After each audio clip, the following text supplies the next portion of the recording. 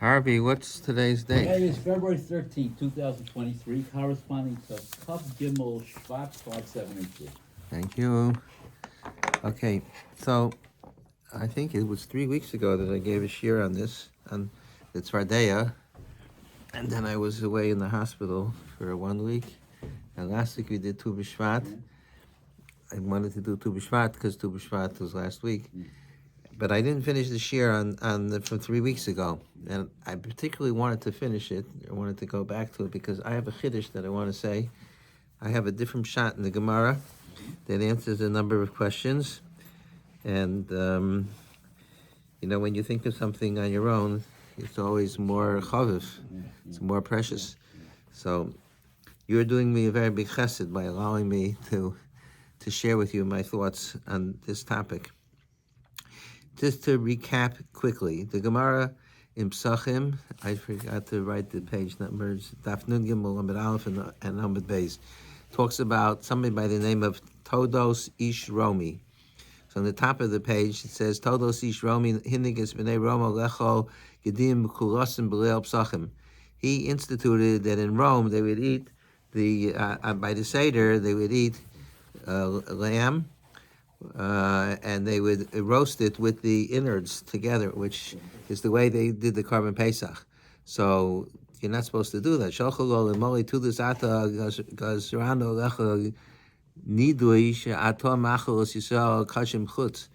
Gemara says if you weren't for the fact that you're todos, another chashuv, we would put you in nidui because it gives the impression that people think they're eating Korban Pesach. And you're not. That's why you're not supposed to when you say Pesach Mishu Ashuma, you're not supposed to point to the meat because it makes it seem like you're intending that it should be kosher. So then the Gemara says, and further down the next on Amud Beis where you have the underlined, Iboyuhu Todos Ishromi Gavra Rabahu O Baal Agrifinhu. What was Todos? Was he a great person?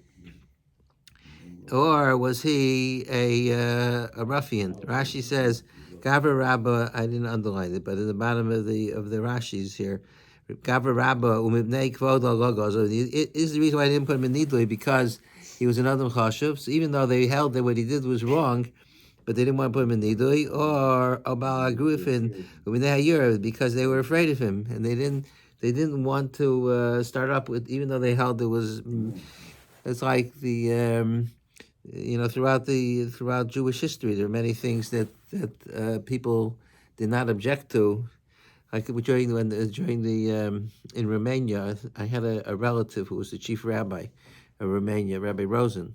I think he was somehow related to my mother, and he appeared to be a very weak person. He was under communists before the Soviet Union broke up. And he never protested and never objected, and it seemed as if he was going along with everything that the communists wanted. But he wasn't weak. It would have been foolhardy for him, and he would have lost his life. So you can't necessarily protest just because you want to. So the Gemara has a shayla about Todos. What was he? So it's interesting. They weren't sure whether the Todos was he a authentic person or was he a bully. So Shemar brings a raya from this famous Maisa. The Maisa says, Tashma, Alzu Darash Todos Ish Romi. This is what the Drasha that told us made. Marach Anai Mishal Azari Shemasul Atzma Kedushas Hashem. In the time of Nebuchadnezzar, so he made this huge, tremendous statue of himself. He was a megalomaniac, and he wanted at a certain point, he said, everybody has to bow down to the king. And anybody doesn't bow down gets thrown into the furnace. And the Hananiah, Mishael, Azariah were raised in the king's palace. He trained them, he had tutors for them, but then somebody snitched on them, and they said that they weren't bowing down to the king. So he told them, are you going to bow down? They said, no. He said, if you don't bow down, he'll throw you in the furnace. They refused. He made the furnace 7 times hotter than it normally was. The people that threw them into the furnace got burned just by being in the proximity of the furnace. And then he saw that they're walking around. He couldn't understand it. And then he saw there was a 4th person there. That was a malach. And so when they came out of the furnace, he bowed down to them. He worshipped them. So how come they were Meiser Atzmal Kiddush Hashem? So the Gemara says 2 of this came up with like the strangest You know why Chananya, Mishael, and Azariah were Moser Nefesh? Because of the frogs, of all things. Why? Nosa kal chomer matzah mitzvardaya. Mitzvardaya. Matzvardayim shem mitzvah kiddush Hashem. Tzvardaya don't have a mitzvah kiddush Hashem. Ksibahu of a they'll go into the furnace in the houses of Tarecha. We shall ourselves. They'll go into the furnace. And with some misharas mitzuyas, the misharas are the mixing bowls. When do you have mixing bowls? Eitz the tanar haviyomer misharas shetar chametz when the oven is hot. So, and then nonetheless they went into the furnace. So we certainly halachas kama kama. So somehow or another, the Gemara sees from here that to this was not a gavara, was not a ish agrufin. How do you see that? Maybe he wasn't ish agrufin. He had this strange drasha from the tzefardaya, and it's like the whole drasha seems like very peculiar. So Rashi and Tosas deal with the halachic problems here. What was bothering to this? To this is why did they allow themselves to be thrown into the kivshan eish? So it's Yahar Vayavar, it's Avodah Zarah. What was the shaila? So Rashi says on the bottom of the page, not at the very bottom, but the bottom of the Amud, Rashi says, Ma rosh or doshu v'chai behem Moshe Rabbeinu. How come they didn't darsha v'chai behem? You're not supposed to give up your life. So Tosas jumps on Rashi. What do you mean? It's Yahar Vayavar. We don't say v'chai behem for the Gimel Averis. So Tosas has two explanations. One is Rabbeinu Tam and one's the Ri. Rabbeinu Tam says that Nebuchadnezzar's statue was not an idol. It was just a statue he made in his own honor. Tosas calls it a indarta. and therefore there was no din of Yahar Vayavar. And the Ri says that there was no Yahar Vayavar because they the question they had the right, they should have run away. If they didn't run away, they couldn't bow down. But who told them to stay? Because even the Neo ran away. That's the two pshatim in Tosas. So the question is, so okay, good. It's not Yahar Vayavar. So it's not Yahar Vayavar. So why? So first question is, so why did they give up their lives? If it's not Yahar Vayavar, so why, in fact, if they could have run away, why didn't they run away? Or if it was just a statue, how come they gave up their lives? What's the answer to that question? So Rabbeinu David answers the question at the bottom of the Amud. Rabbeinu David is I think it's what they found Rabbeinu David in the recent year. I don't think they had Rabbeinu David it's one of those new Rishonim that they discovered. No, I think so. Yeah, it's a newer one. It's a newer one. It's like the Meiri.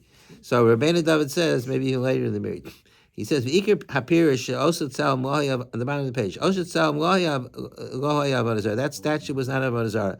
El darti shel malachim haya. It was a statue of the kings. V'loy also havir olachvod atzah. And he didn't do it for idol worship. He did it for his own honor. The Haim diktaku b'davar v'rosha haya osel l'chvod atzmo u'lemayit kvod shemayim. He was doing it for his own honor, but by doing so, he was diminishing kvod shemayim because he made himself, as many dictators do, as if they're the ruler of the universe. So Masran Atul Kivshan Eish Mikavacham Mitzvadeh Shekol Sheish Ba'in Kedushas Hashem Roy Limtzar Esnashlav. Since there was a Kiddush Hashem. It was amazing Chol Hashem that here he's parading himself around like he's the most important supreme being in the world, and therefore it was a Kiddush Hashem for them to not jump in to show that he's not so he's not what he pretends to be. The question is, okay, there's no din Yahar Vayavar. That's why the Gemara. That's why the Gemara says that the Maro. Why did they jump into the Kivshan Eish? Tosas says, "It's Yahar Vayavar." What's the kasha? So the teretz is, Tosas says the teretz is either because it wasn't Avodah Zarah or because he couldn't run away. Okay, so if in fact it wasn't Yahar Vayavar, so why did they? So the reason why they did was because it was a Chil Hashem. It was a massive Chil Hashem. It's a Chiddush that even though it's a Machlokes Rishonim, whether when you're not mechuyev to Yahar Vayavar, you're allowed to be machmer anyway. It could be that it's connected to that child, it's not connected. Rav Asher Weiss has a lot of the discussion, a whole piece on it. But either way, so they weren't mechuyev, but they did it anyway because it was a Chil Hashem. So now the question is, so where do they learn from the tzefardaya? What relevancy does the tzefardaya? That the shaila is, how come they threw themselves into the Kivshan Eish? They weren't mechuyev. So the answer is because they weren't mechuyev, but it was a Kiddush Hashem. So what they learn from the tzefardaya? What bearing does tzefardaya have to do with it? And especially Rashi says that they shouldn't have done it because v'chai behem. So Marsha asked, but tzefardaya don't have a v'chai behem. So what is the relevancy? That's one of the major problems with this Gemara. The other problem is that all the Acharnim asked, and I have it in the next page here, but basically the Acharnim asked that first of all there was a tzivui. God told them they should jump into the Tanner. So if there's a tzivui, you can't say, even if it's not Yarg Be'avar. When the Rebbe Shem told Abraham, Kach Nosis Mincha, you can't say, why did he do it? He did it because God told him to do it. That's, who asked that kasha? The Chassam Sofer asks. No, not the Chassam Sofer, but the, it's Fas Emes on the page 3. I forgot the number. On page 3, on the left, in the middle of the left column. God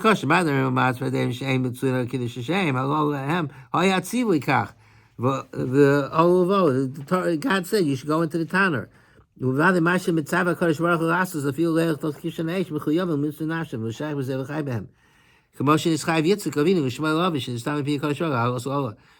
was obligated to become an Oiga, even though he wasn't being Oiva Avodah Zarah. So what was his effort to give up his life? Because God said so.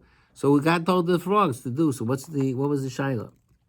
The other question is the frogs don't have bechira and they don't have intellect.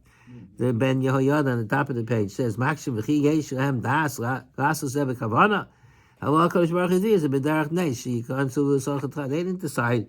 It's not like they sat down. They were eating lunch and the frogs had a meeting and they said, "Let's see, should we or shouldn't we? What do you think?" I have to tell you a derech agav, something that occurred to me about frogs. Miriam Dobin gave a talk this Motzei Shabbos at Eitz Chaim. Very, very moving. Miriam her parents were Holocaust survivors, and her grandparents perished in Auschwitz. And we were in Auschwitz in about 80 years ago. The shul had a tour to Auschwitz. It was led by Dietz Adler's brother, and outside of the crematorium, there's this huge pool of water, and why was there a pool? Because the Nazis frantically tried to hide the evidence, so they burnt the bodies, but they had to get rid of the ashes. So they dug a deep pit and they put the ashes in the pit.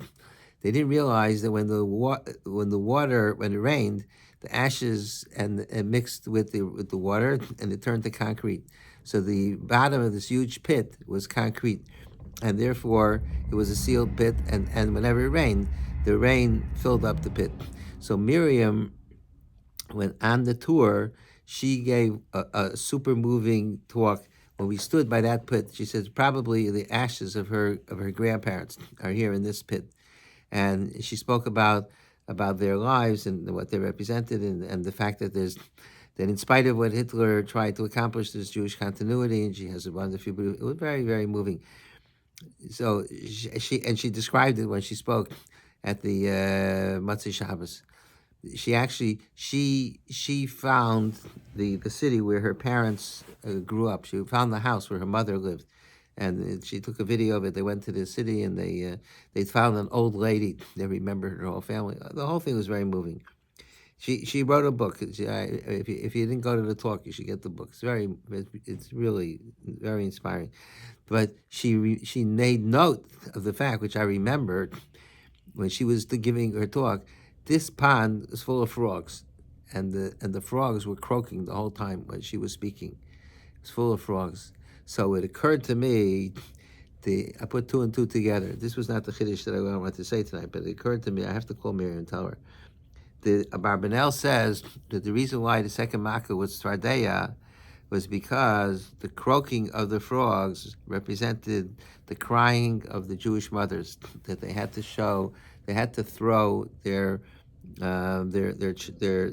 babies, their infants into the Nile, and that was it was like an army of croaking frogs. The croaking was reminiscent of the crying of the.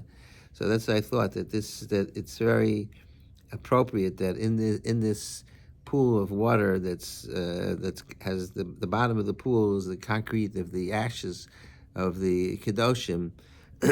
You have the same tzefardaya are there croaking in the pool of water. So, but al kapanim, so that's the first question. They don't. Number one, they were told they were the tzivui, and number two, even if there was no tzivui, they didn't decide. It's not as if they made a decision. So how could you learn from the tzefardaya? So the famous answer of the Mariel Diskin quotes the Shagas Aryeh, also on page 3. The Hikshu V'Shem Baal Shagas Aryeh on the right side. The Tzfardim were commanded. The Tiras Bishmo. So the Shagas Aryeh answer. The Ramiro Diskin said in the name of the Shagas Aryeh.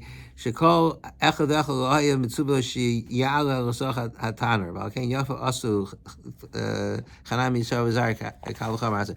Each it's true that God said that they were all with taner bechel. God said they'll go into the beds and they'll go into the kitchen and they'll go here and they'll go there and they'll go into the ovens. So each frog could say to the next frog, I'll be mechabed you. You'll be the one to go into the oven. I don't feel like doing it. And on the bottom of the page, it quotes this story. It says in the very last two lines here. It says, "U'sefer penine is a little blurred out. Mishulchan hagra hevi shekain teretz hagra lagon balshaz gizarye biyoso yod ben sheva." This quote says the same thing. That none of the frogs had a tzivui. They had a general tzivui, but no, each frog could have said, "You do it." And when the Shagasari heard that from the guy, he was only 7 years old. He lifted him up and he kissed him. So this is a famous Mariel Diskin. Mariel Diskin was in Brisk in Europe, and then he immigrated to Eretz Yisrael, and he was the Rav of I think before Shmuel Salant. He was the Rav of Yerushalayim, I think. So this is a famous piece that Mariel Diskin says that each frog could have said, passed it on to the other frog. So I'm asking b'derech kavod because I don't. These are the Mariel Diskin and the Shagasari and the Vilna Gaon. They're all, these are the Gedolim Hashem Yipim Al Chaim. But it would you're allowed to say your opinion when you learn Torah. So it would seem to me that they're making the frogs into Labdanim. They're making the frogs into Talmidei Chachamim. That the frogs, God said, every frog, go jump in the fire. So you had these two frogs, Chaim and Yankel, having a discussion and saying, look, God just said that we should go into the fire, but he didn't say which one of us. So you do it. Why do I have to be the one to go into the fire? I mean, it's You have the first version of that story in Balak with Bilam's donkey. Yeah. You have the animals. You have the animals saying Shira. Why are you more surprised here than in all of the other midrashim that deal with animals? The donkey of Pinchas Ben Yair. That's. So Einachanami. So all those stories. So first of the donkey of Bilam, he didn't have Bechira. God made a nace. Vayiftach Hashem es pi. Vayiftach Hashem es pi also. But here, what the frogs, the frog, what it's only a chiddush that the frogs did it if they had bechira and they had a discussion and they were thinking about it. Bilam's donkey didn't think about it. God told him that he should talk to Bilam and say, "Hey, why are you hitting me?" Yeah, that's because Behem the Shel. He was hungry. He didn't eat. I don't know if they. Pashta says that animals don't have bechira. Okay, you want to say they do, but I mean, Pashta says they don't have bechira. They, but that was the behemden shel tzadikim ain't a Kadosh Baruch Hu. Maybe the Kol Yadam means because that's all. It's a nice that a Kadosh Baruch Hu does just like the tzaddik that a Kadosh Baruch Hu doesn't have to do an avera b'shaygeg. So even the behema, it's not even an avera. A behema is allowed to eat. There was eating tevel. What? Yes, obviously. Yes, okay. So it was a nice. So it just seems so super odd that the tzefardaya came up with this lamdish. The Shagasai kissed the Vilna Gaon when he heard the pshat because it was charifus. So So it wasn't only Vilna Gaon that was a charev. With the frogs, it's tzefardaya. Also, they thought of the same chap as the Vilna Gaon. They in Yiddish they say they chap the mice. It's okay. So I want to suggest therefore a whole different shot in this Gemara. The main question again is what is it to learn from the tzefardaya? What is Anania Mishal Azaya? If there was a chiyuv yarvi avor because of avodah zarah, so there's a chiyuv. And if there was no chiyuv, and if the reason why they did it is because, like Rabbeinu David says, because it was chil Hashem, so they did it because it was chil Hashem. The frogs, nothing to do with chil Hashem. The frogs jumped into the fire because they were supposed to. It has zero to do with chil Hashem. So how could you or avodah zarah or anything? So what's the Gemara proving from the frogs? So here's what I thought. I thought that the Rashi says in Chumash, the Simcha said that it's not the only place where you find it. There's another place, I mentioned it 3 weeks ago. When the Chumash says, Yana Shegohem Antem, be on page 2. The chait of when Moshe Rabbeinu and Aaron, instead of speaking to the Salah, they hit the Salah. So God said, Yana Shegohem Antem, be like the same. So because you didn't make a Kiddush Hashem, so therefore, you won't bring Klal Yisrael to Eretz Yisrael. So Rashi says, what does it mean they didn't make a Kiddush Hashem? What was the issue of Kiddush Hashem? It was a miracle in any event that the water came, even if they hit the rock. That's what Ramban asked. Ramban asked, it's not a smaller miracle to hit a rock than to talk to a rock. So what was the Kiddush? So Rashi says, She'ilu dibartim al hotzi, if the water would come out by you talking to the seller, ha'yisi mikudosh re'nei ha'eda, I would be sanctified in the eyes of the people. Why? A rock doesn't hear and it doesn't speak, and it has no bias. It's not under pressure. It does what God says. That's the Kal V'chomer. So from the time I was a young boy, I don't know how old, but from the early, I won't tell you, you know how old I am. I'm approximately the same age as some of you here. So like for 60 years or so, what kind of Kal V'chomer is it? You make a Kal V'chomer from a rock. A rock. If the rock would have decided to expel water, so you can make a Kal V'chomer. If the rock could do it, we could do it too. The rock doesn't have any daya. The rock, and Rashi himself says the rock doesn't hear. It doesn't. It's ain't a shemaya. It doesn't hear. He didn't know there was nobody there in the rock listening to Moshe and saying, I'll give out water. So how could you make a Kal V'chomer from a rock? I mean, you have in this passage, Parshi, you also have some Kal V'chomers that are almost the same in terms of difficulty. That you're not allowed to make stairs because she goes to go because it'll be bizayin to the rocks. The Rashi says it's Kal V'chomer. If you're not supposed to be vaza rock, kol shkei you're not supposed to be vaza person. So there also you could say, what does the rock got to do with a person? Okay, but there at least you could say it doesn't. When you say you're not supposed to be vaza rock, it means that you're not. Everything deserves to be honored, covered. You see, there's a concept of visa oichen. Visa oichen is not because the food will feel bad. If you take a plate of mashed potatoes, you throw on the floor. The potatoes don't care. They don't. So what does it mean, bizu yochim? It's because God invested chashivas to everything in the world. It was created for a purpose. So everything has chashivas. If you by throwing the floor, it shows that you're detracting and you're treating it as something that's worthless. That's a very big. This problem of not treating things with kavod is one of the major problems in society today, because everything is vulgar and everything is no good and everything is rotten. And so, but you see, you make a bracha on food. Why do you make a bracha? Because and different food. Okay, you make a bracha, thank Hashem. But how come different foods you make different brachas? There's the hierarchy of chashivas. Wine is and bread are the highest special brachas. Why is that? It's because if it's part of God's creation, that's why it has chashivas. So then you can make a kal v'chomer. You can say that if a rock has chashivas, a human being certainly has chashivas. So you shouldn't detract from the chashivas of a human being. But this kal v'chomer that people say that if the rock listens, I should listen. What kind of kal v'chomer? The rock doesn't listen. It was a nice. I mean, the same kasha that they ask on the tzefardaya, you can ask here. It was a nice. So I want to suggest the answer to this question is on the bottom of page 2, the very last mission in Pirkei Avos. Kol ma shebar Kadosh Baruch Hu ba'olamo lo bara el l'chvodo. God created the world for His honor. She never called nikra v'shmi l'chvodi v'rasiv yitzarti v'asasisiv.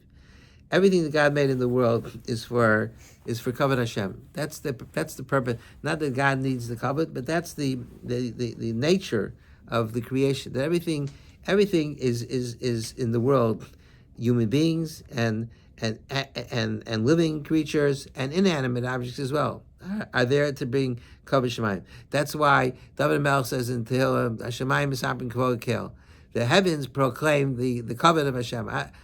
How could a heaven proclaim it? The heaven there's no person there, but it means the mitzias of the heaven that's a creation that brings kavod to the Rebbeinu Shem. When you walk outside and you see the magnificent landscape, so that brings kavod to Hashem. The Parak Shira that Simcha mentioned, you have the heaven, the sky, the moon, the animals, the frogs, the dogs, the cats. They're all saying Shira. Well, what is that?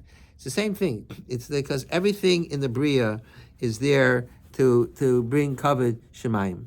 So every inanimate and every live creature and human beings as well, we're created to bring kavod Shemayim.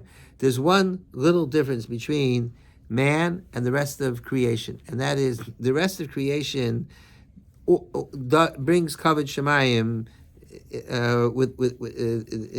without any contemplation, without any decision. They're there to bring kavod Shemayim. The human being, God left it up to man to decide if he's going to bring kavod Shemayim. That's the whole idea of Bechira. A human being can either make a chil Hashem, and he could diminish kavod Shemayim, or a human being could be. You told me you had a whole shtickle Torah about the shame, right? What was your tied in? The shame Hashem versus shame Elokim, you mean? I don't remember. You told me once something about the shame Hashem. Shame Hashem. So but man. So the thing is like this: that the reason why it would have been if they would have hit the rock, then people would have made a kal v'chomer, and they would have said if the rock it does the will of Hashem, we certainly should do the will of Hashem, is not because if the rock decides that we should decide the same. The rock doesn't decide anything, but it means if you're part of a world, and the whole world is making it's like an orchestra making Kiddush Hashem, so you want to be part of that. The entire universe, all the billions and trillions of stars and the galaxies, and they keep on finding that the universe is even bigger than they thought, and the amount of stars last year it was 1 to the 20th power. Now I think it's doubled or something. I mean, it's just, and now they have pictures from the new telescopes.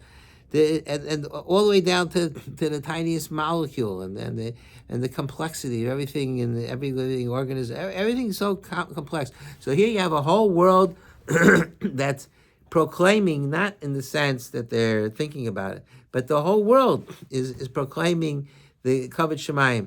And along comes man, who's the highest madrega of all of creation in the whole universe. And he's doing his whole thing. He's going the opposite direction.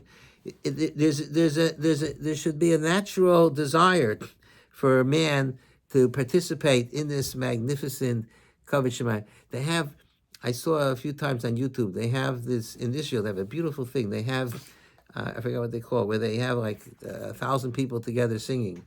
Have you seen that? You never saw that? They do it there's secular. You go on. I forget what it's called. They do it. It's a way of Flash mobs. What's it called? The flash mobs? No, not flash mob. But it's a way of unifying the people. They bring together 10,000 people in a stadium, and there's one guy, he's directing you, and they sing In Israel. In Israel, yeah. I've seen Oh, it. Yeah. so that's not you. Yeah, You said by the guy. By the, Yeah. the guy too. Okay, but in Israel they do it, and but they do it also with yeshiva guys. So that it's mamish so beautiful, so moving to see. I have a whole list of them that my son likes to watch before bedtime, and he sings all the songs. And So what do they call it? It has a karaoke or something? I don't know what it's called, but There's there's a whole also series of kids, they do that. Yeah. In the Binyanei Umah, yeah. Yeah, I would all these lights. And Yeah, stuff, lights, and everything. people come But and sing. but it just watching it on YouTube is so inspiring. You see like thousands of people doing the same thing. It's like when we went to see him Hashas, to see everybody there participating to see him Hashas. Max Wasaski at age 87 became inspired to learn Shas from the fact that he was there with. So when there's a whole tzibur doing the same thing, it carries you along. So that's what Rashi means, that they would if the rocks had made a Kiddush Hashem. Why is it a bigger Kiddush Hashem if the rock is talked to than if it's hit? Then if it's hit, okay, that's the Ramban's kasha. I always thought that because from a human perspective, it looks like it's a bigger nace. So therefore, it's a bigger Kiddush Hashem. Because human beings are used to cause and effect. So if you talk to a rock, it's a bigger Kiddush Hashem. Then it's a bigger miracle from a human perspective than if you hit the rock, because at least there's some cause and effect. But be as it may, the Chumash says there was a Kiddush Hashem that the rock. So, but if the people had seen that the rock provides water, so then it's a Kiddush Hashem that would inspire people to want to be part of the universal effort of all of creation to bring kavod shemayim. So my thought is that when Todos Ish Romi asked what inspired, why did Hananiah Misar Azariah, why were they most in Atzmam al Kiddush Hashem? His question is not why halachically did they give up their lives. That wasn't his question. That because then there's no raya from, you can't bring a raya from tzefardaya. If the tzefardaya gave up their lives, all the problems with tzefardaya. With tzefardaya they're not mechuyev in v'chai behem, and tzefardaya have no bechira. He wasn't asking what halachically what justified their giving up their lives. The answer to that question is in Rabbeinu David. The reason why they gave up their lives is because it's an enormous chilul Hashem. So it's chilul Hashem. So they felt that even though there's no chiyuv and yahar v'yavra, they felt that it's appropriate. He was asking a different question. He was saying, how did they have the determination? It's hard enough to be ma'aseh nefesh when you're mechuyev to it. But if a person, they weren't mechuyev to be ma'aseh nefesh, it was voluntary. If they had not decided, they would not be ma'aseh nefesh, they would bow down. So they would have lost an opportunity. But there wasn't avodah zarah, and they went or if they had run away, it wouldn't have been. There would have been no crime. So how did they? He was amazed. Told us, Romi, where did they have the determination? What's the word? Tenacity, right? What? Tenacity. To be ma'aseh nefesh when they're not mechuyev to do so. So that he brought a riot. He said that they were inspired by the tzefardaya, because when you see how, even on the level of a frog, you could like Tudas was a very inspired person. So he pictured how in Mitzrayim you had millions of frogs doing what God said to do, and they even jumped into a furnace. That was an enormous Kiddush Hashem of the creations in the Bria, doing the will of Hashem. And if the frogs could do it, we should be able to do it also. Not because it's not a genuine kal v'chomer. It's not. This is a drush kal v'chomer. It's not halacha. Again, the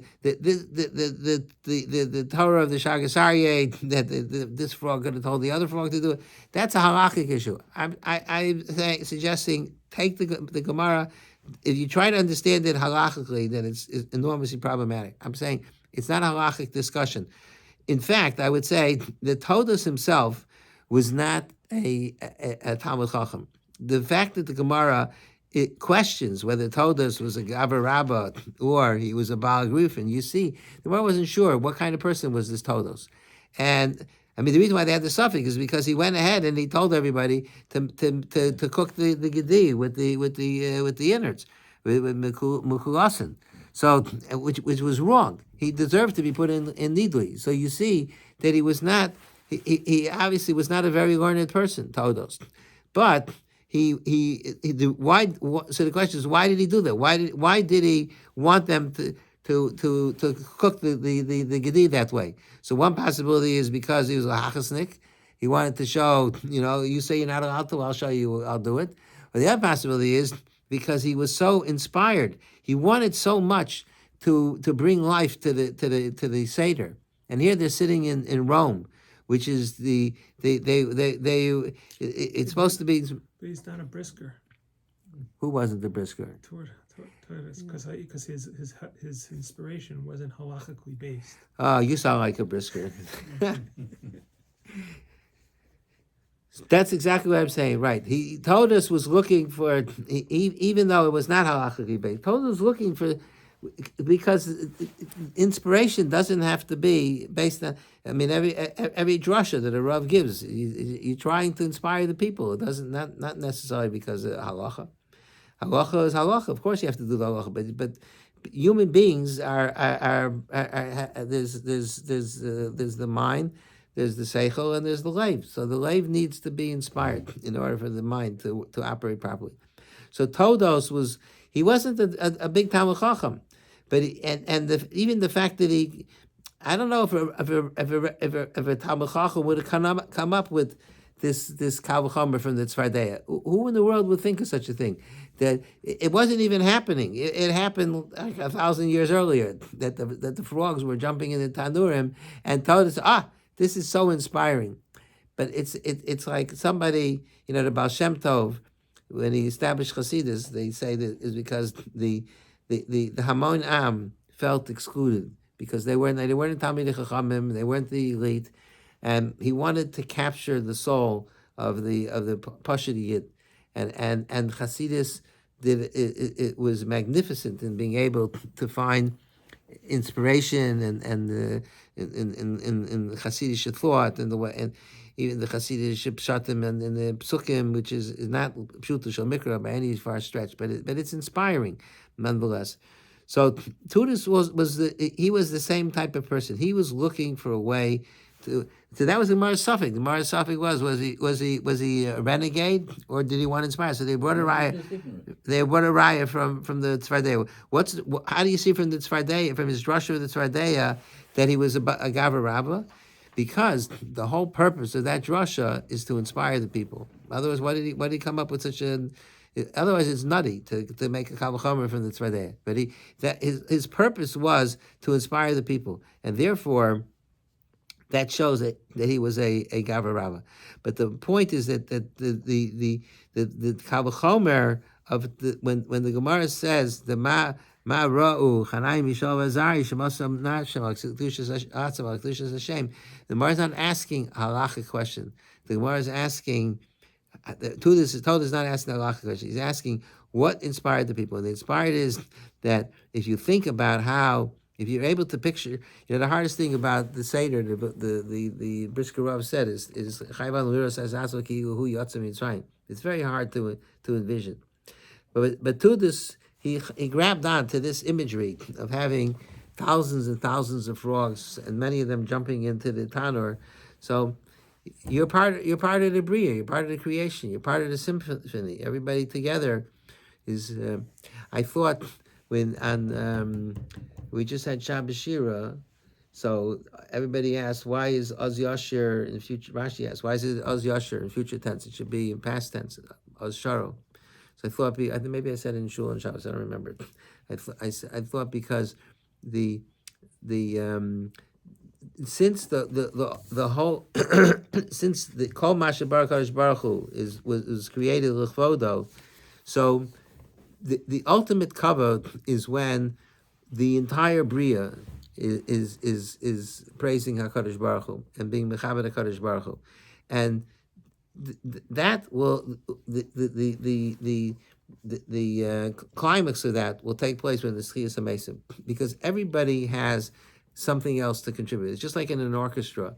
Every person who plays a different instrument contributes something to the symphony. You need every person playing, and even though you may have more than one of the same instrument, you know that famous story with who was that famous composer? Supposedly Toscanini, Toscanini. conductor. Conductor, yeah, not composer. That he was that there was somebody that I don't know if this is I searched. Did you ever see that story? It's an urban legend. Yeah. It's an urban legend, The one that was but it's a very nice story. That somebody interviewed him. He was writing his biography, and he said he can't. He's busy from 12 to 1 because there's an intercontinental hookup to hear. He was in America. He wanted to hear the symphony in Rome or wherever it was, and he was listening. And afterwards, the person said, "What did you think?" He says, "There was a clarinet missing or something missing or whatever, whichever instrument," and he thought he was crazy. And then because there's 120 pieces in the orchestra. So how do you know that? But then afterwards, they spoke to Rome, and in fact, one of the musicians got sick and he didn't show up. So to somebody who's a musician, even if there's one, it reminds me also of Rabbi Belsky, famous story about Rabbi Belsky. Rabbi Belsky in Camp Monk, he one of the things that he did, besides he was in charge of the Massman program, but he not only inspired the boys in learning, but he used to take them for walks, nature walks, and Rebelsky was unbelievable. He knew everything about everything. Nobody knows how, but so he would talk to them about nature and about the Chachma Sabari. So he was walking out at night, in the city. You don't even know there's such thing as constellations because the sky is not so clear. In the mountains, you can see the stars, and he was showing the constellations. There's the Big Dipper, and this, and I could never even in the mountains I couldn't figure it out. But then Rebelsky said, "Wait, there's a star missing over there. Yesterday there was a star there. Today it's missing." And then they found out the next day. They inquired, and that was a satellite that had come down that day.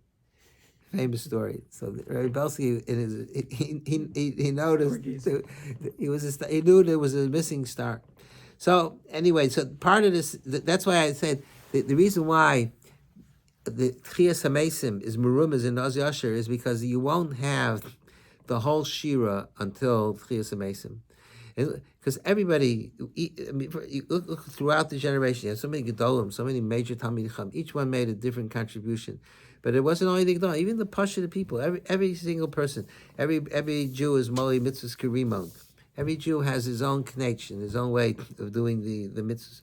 So that symphony is the ultimate Shira won't be complete until Oz Yasher, until Tchias HaMesim. So that was Todas's point, that the tzefardaya inspire us to be part of the effort to bring kavod Shemaim. But he's not discussing the halachic issue, and the tzefardaya didn't make a decision. It's just like the water came out of the rock without deciding. The rock didn't decide, the tzefardaya didn't decide. That was what I would suggest. So I want to conclude, I will show you what my Rebbe, Ravaya Sfeiz Etzal. Oh, and one other thing. Here, the Baal Turim, on page 2, there's this ties in beautifully. There's a strange Baal Turim. The Baal Turim says, V'hal HaTzefardaya. V'hal HaTzefardaya. And on the top of page 2, on the left side, it says, V'hal HaTzefardaya. The tzefardaya rose up. And in Bamidbar, it uses the word V'hal in a different context. It says that Moshe Rabbeinu, Hashem told Moshe to take Aaron and Eliezer, his son, V'hal osam har. So the Baal Turim, which they say had to be written with Ruach HaKodesh, because otherwise, how did he figure out he didn't even have a computer then. But whenever there's a similar word that's used in more than one place, the Baal Turim connects it. It's one of the things that the Baal Turim does, and he offers beautiful explanations. So here you have the word batal and hal used in two different places, absolutely no shaykhs to each other, seemingly. So the Baal Turim connects it. He says, in the second paragraph, The connection is based on our Gemara of the tzefardaya. Ma roch and I mishav azay shemas atzum l'streifa nasakav chamer atzum mitzvardaya shetzvardaya mas atzum l'misa kiddush Hashem v'alkeim din vlatu. The tzefardaya gave themselves, they were most nefesh to go into the fire, and because they did it with serious nefesh, therefore they were saved. Because the pasuk says that all the frogs that went into the houses and the fields, they died. But the frogs that went into the tanurim, they didn't die, because since they were making kiddush Hashem, so those frogs, the irony was that those bedafka, in other words, if the frogs were really having a conversation, you go. There was a you go. The guy that went, he was better off. The frog that went. Moshe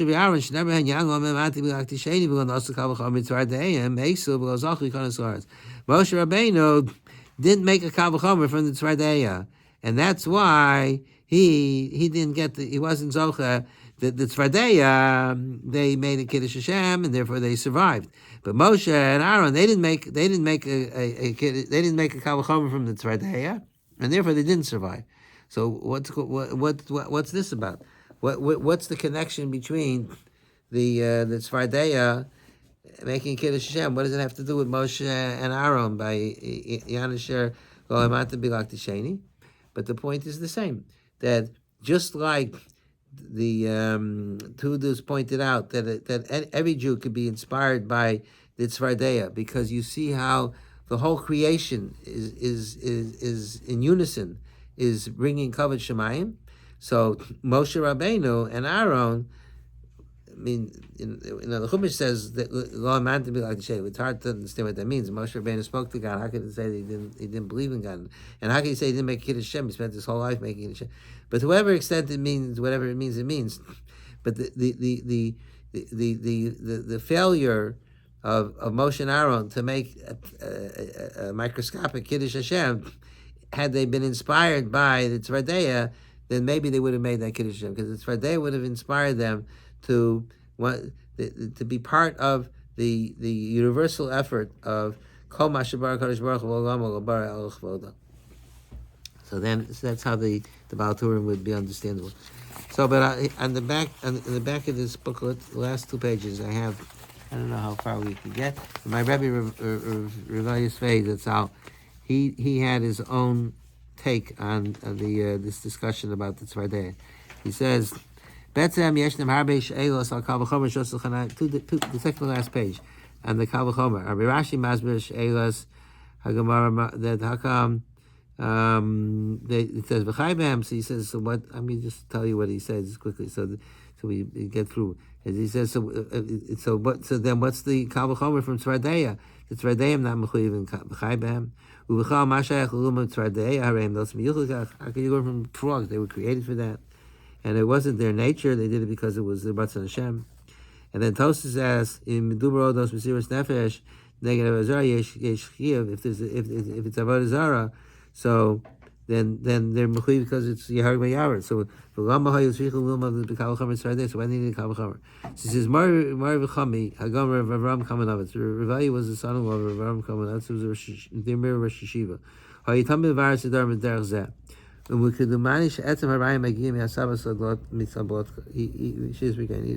heard this mahalach from the Alter Savalach, the Rav Avram Kamenovitz. He says, "Tosus kosusha kosher salam shalasin duvuchanetz loyav adazar amiti elo andrat jasul kvod asul loyav mishamika din chiv kiddush Hashem zosamer spetzim loyav mechui kol echav echalim senafsho ki loyav zavad azar amiti." Really, there was no chiyuv. But nonetheless, it was the detraction of kavod shemayim to allow that statue to stand.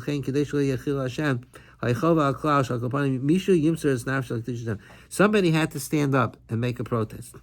The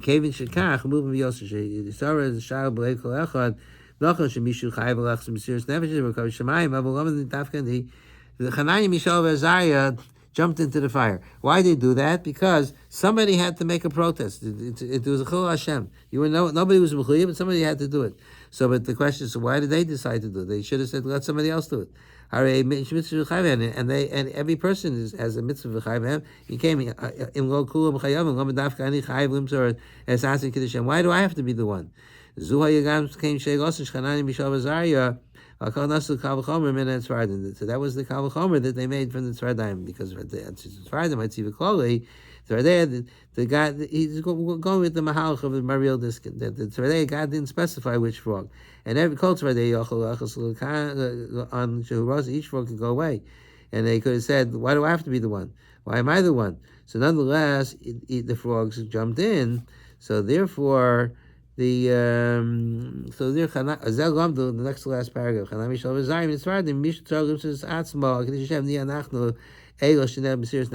If somebody has to do it to make a kiddush Hashem, you don't say let somebody else do it. You say I'll be the one. You should volunteer to do it. The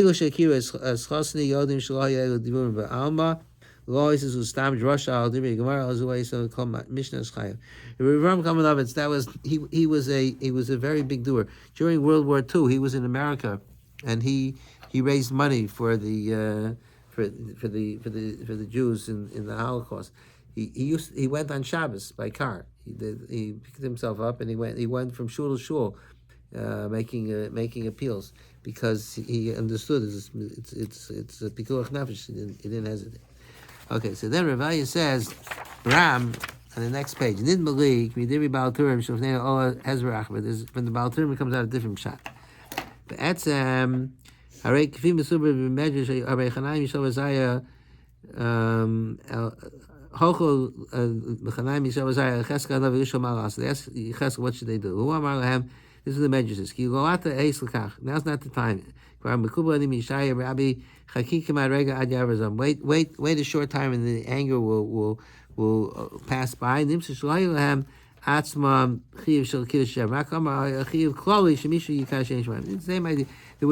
a general. Somebody had to make a machor. So they could have made Chanai Mishal Zari could have made a cheshbon. Chanai Mishal Zari yochel asas cheshbon pashat. If they're going to stay alive, they're going to promote Torah values for many years. They'll be able to build yeshivas and shuls.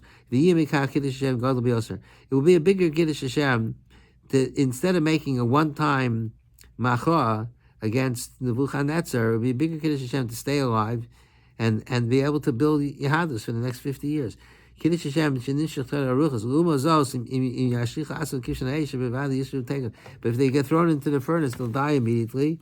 It will be 1 second. So isn't it obvious that it's better to make a Kiddush Hashem for many years than for 1 second? Medubar haya all this Kiddush Hashem Shemayim. Och Chanami Shabbos Arshim Cheshbon. Must not Kiddush Hashem Bli Cheshbon. But when it came to Kiddush Hashem, you don't make cheshbonis. Now there's a need right now to make a Kiddush Hashem, then do it. Don't make a cheshbon. It's better off later and this and that. The frogs could have made the same cheshbon. Each frog could have said, "What's better? I have a choice. Either I can go into the oven or I can go into the beds." The frog could say, "What's going to be a bigger chiddush? It's a bigger chiddush to go into the bedroom because the makas lasted 7 days. But they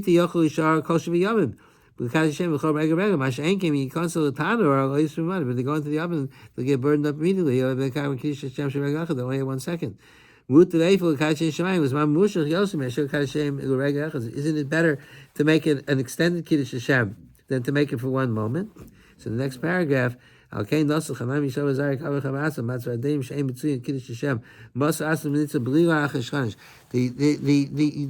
frogs didn't make cheshbonis. They didn't say it'll be a bigger Kiddush Hashem. Right now, there's a need. So human beings, so the Chanai Mishar says that we have a chiyuv of Kiddush Hashem. We certainly shouldn't make chesonish. And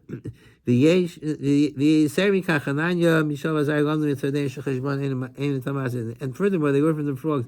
When you make cheshbonis, it doesn't always. It's not the way you think it is. Because close by them in the frogs that went into the houses, they died. The frogs that jumped into the fire, they're the ones that remained alive. The Kiddush Hashem Shalhem Aruch Yoser Me'achar Shebetzim Chaim Shalhem Mashin Nishar B'Chaim. I said Kiddush Hashem. I heard Revelia say this many times. That when it comes to Kiddush Hashem, don't make cheshbonos. You start making cheshbonos. Oh, I said it was in shul between Mincha last week. A friend told the story. It's a famous story. There was a guy who was learning in Volozhin. He was known as the Talmud Chacham of the yeshiva. He knew he was a bucky nifla in Shas and poskim. He knew all the Rishonim.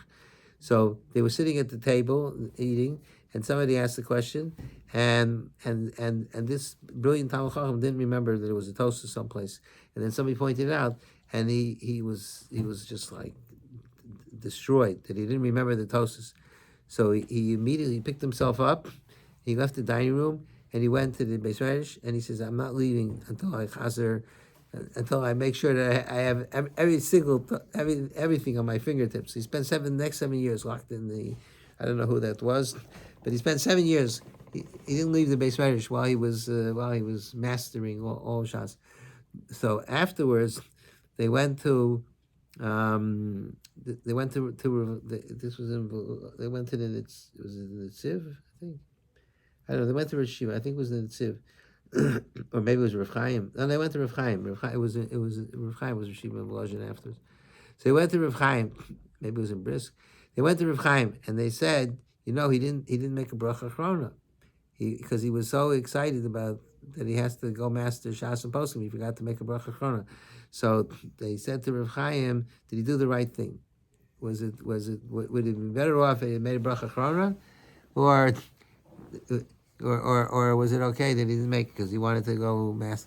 So Rav Chaim said that I can't say that it was okay not to make a bracha. I can say it's avera, but I could say is that if he had made a bracha achrona, he never would have made it to the Beis Medrash, because when you're hot, when you're inspired, if you wait, every moment the inspiration dissipates. So that's a beautiful word. So if he had waited, was that the right thing? Maybe not. But I can tell you this: if he would have waited, while he's saying burn the fashos or Azana Sa'olam, he's thinking, oh, maybe it's better to do this, maybe that, and then it's not my fault. I know, how the human mind, people cool off. One moment they're excited, and then 10 seconds later, we once went to one of the shul presidents and I went to ask somebody to be guest of honor at the shul dinner. And we told them how special it'll be, and it'll be good for their kids and everything. At night they said okay, and in the morning they had totally changed their minds. They were so upset that they said yes even. So that's how people are. People, their inspirations they dissipate. So what was I? Why did I tell you this? Because so that the Rebbe used to say, don't make cheshbonos. If right now, if at the moment there's a need, so seize the moment. You're gonna make a cheshbon. Why you do it later? And the later you won't do anything. You shouldn't make shvainis. Okay. Anyway, I think that the just in a general sense, the amazing thing is, if you would ask somebody like, what lessons are there to learn from the tzefardaya? You take a Jew who's not familiar with the Gemara and the Psachim. Is there anything you can learn special from the tzefardaya? What can you learn already from the frogs? It's like the Pesach Seder. It's one of the comical times for the kids to imitate frogs and make croaking noises and all this.